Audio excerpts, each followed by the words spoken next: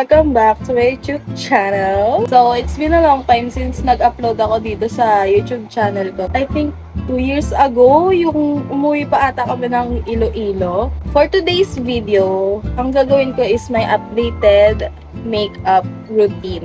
Ito yung naisip kong content for my comeback video.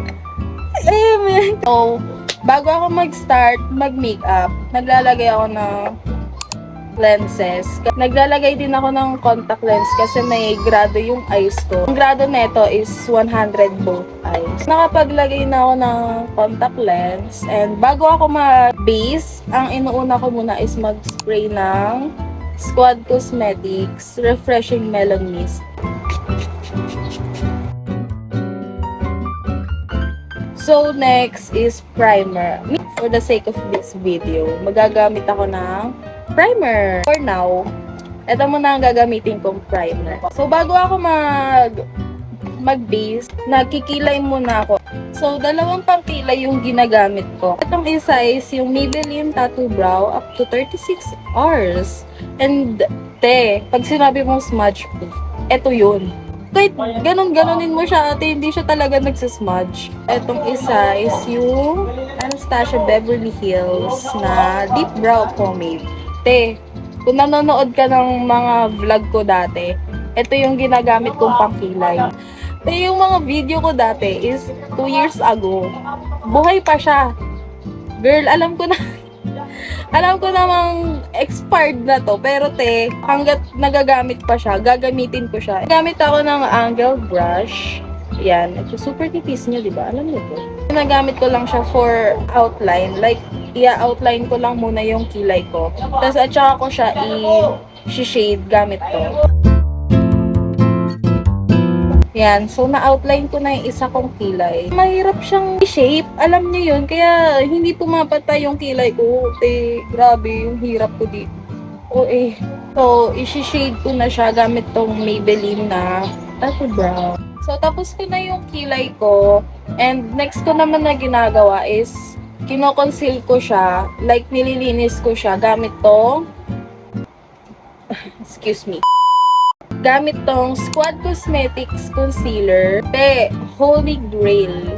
No joke. Ito talaga yung nag-save ng makeup game ko.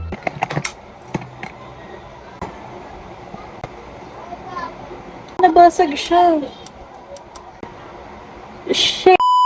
Ang ginagamit tong concealer ngayon is CL1.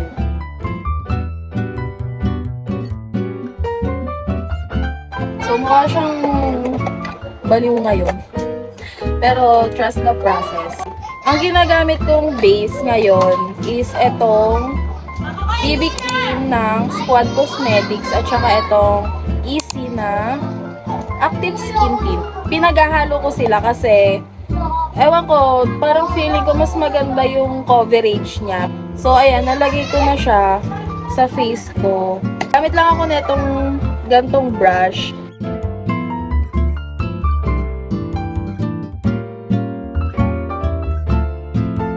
After ko siya ma-blend, gagamitan ko naman siya ng sponge. Mag-bronzer na ako. Itong ginagamit ko is yung sa Colorette. So, bago ko siya i-blend, nagsispray lang ako ulit neto.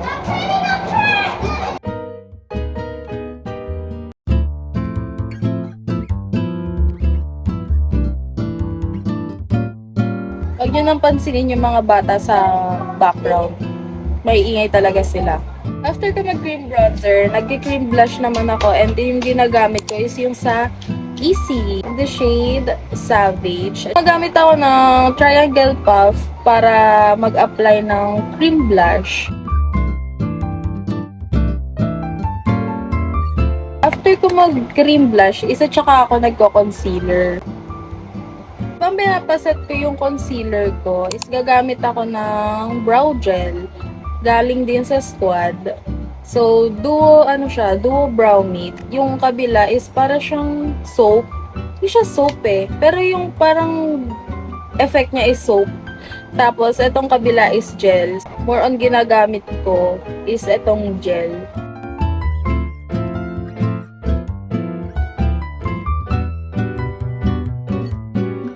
Mag-set na ako ng forehead ko gamit itong Dr. Sensitive All Day Blur Powder.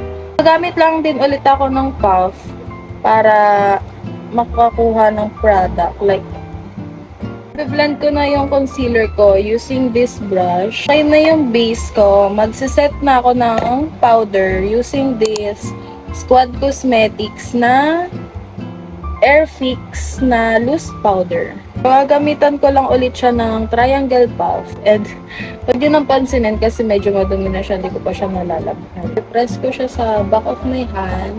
Tsaka ko siya... Yeah.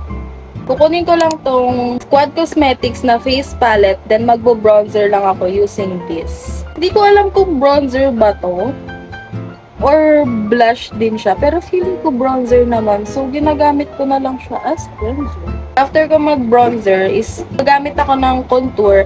Pero sobrang onting contour lang.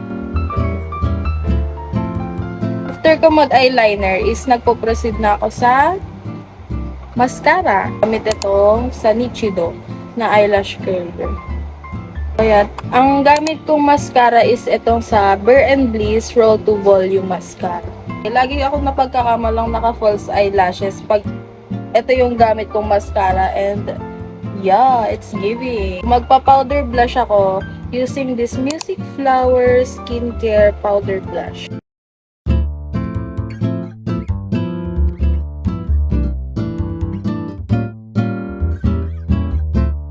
Tapos na mag-blush, then mag-highlight na ako. Kukunin ko ulit tong Squad na face palette. Then, ito yung gagamitin kong pang-highlight.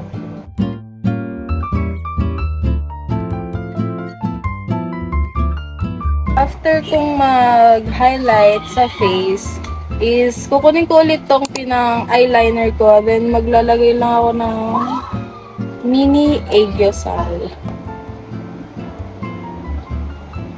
Yeah, ayan lang. Diba may powder pa ako dyan sa likod ng hands ko.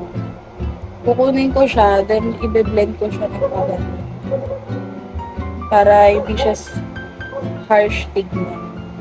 Kukunin ko lang tong Squadlet mini palette, tapos gagamitin ko tong glitter shade nila para maglagay ng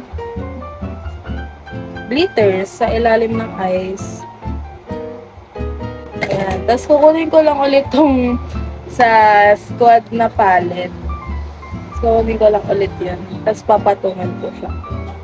Para lang maging shiny lang siya. Maglalagay din ako dito sa inner corner. Tapos maglalagay lang ulit ako netong mascara. Before I do my lips, nagfa-final spray lang ako using this Squad ulit na Melon Mist. Yan. Gagawin ko na yung lips ko habang pinapatayo yung final spray. So, nagli-lip line ako.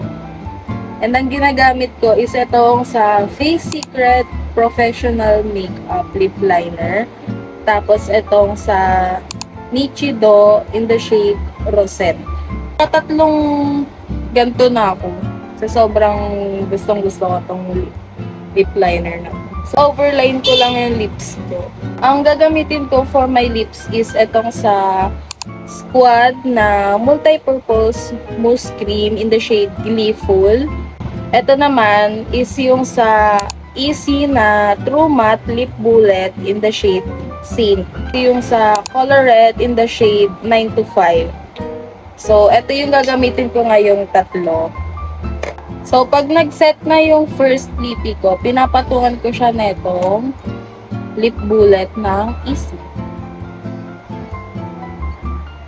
Kunin ko na yung sa Color Red. Then, sa inner ko lang siya ilalagay. Like, yan.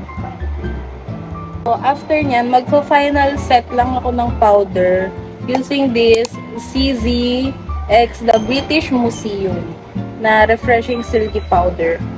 Tapos, ilalagay ko lang siya sa may part na dito. Kasi dyan ako madalas mabilis mag-oil. Tsaka dito sa forehead. So, ito na yung finished product, guys. Minsan, ito yung makeup ko pag kunwari papasok sa school, ganon. Kasi, wala, pang matagalan siya. And, hindi siya mabilis mahulas. Pero, yeah, na-miss kong mag-vlog ulit. Yun lang, guys. I hope you like this video. And, sana nag-enjoy kayo and meron kayong natutunan. Hindi ko na alam kung anong sasabihin ko. I'll try my best ulit talaga na maging active and makapag-upload ulit dito ng consistent sa YouTube ko. So, yun lang. 10 bad bitches in a match. Rich on Millie rock, them diamonds on me dancing. When you working hard, then your money start expanding. I got model bitches wanna lick me like some candy.